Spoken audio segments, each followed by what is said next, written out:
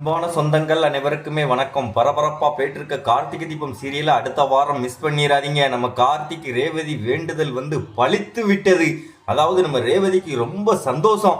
நம்ம வேண்டுதல் பழிச்சிட்டு நம்ம மாமாவை இனிமேல் பிரிக்க முடியாது நம்மகிட்ட இருந்து அப்படின்னுக்கிட்டு அதை தான் ஒரு சின்ன ப்ரமோவா பார்க்க போகிறோம். அதுக்கு முன்னால உங்கள் சீரியல் சேனலுக்கு லைக் பண்ணாங்க, லைக் பண்ணுங்க, சப்ஸ்கிரைப் பண்ணுங்க. அதாவது பார்த்தீங்கன்னா நம்ம ரேவதிக்கு பயங்கர பயம்.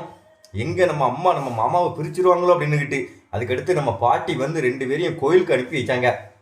அங்கே போய் சாமியை கும்பிட்டுட்டு, அதாவது பார்த்தீங்கன்னா அந்த கோயில் தெப்ப குளத்தில் விளக்கு விடுறாங்க எல்லாரும்.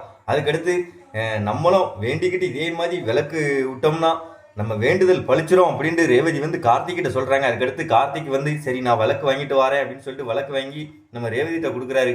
அதுக்கடுத்து நம்ம கார்த்திக் நம்ம ரேவதி வேண்டிக்கிட்டு இந்த விளக்க விடுறா, அவள் நினைச்சது எல்லாம் நடக்கணும் அப்படின்ட்டு சாமியை பயங்கரமாக வேண்டுறாரு நம்ம ரேவதி. அதுக்கடுத்து 2 பேரும் சேர்ந்து அந்த தெப்ப குளத்தில் விளக்க விடுறாங்க.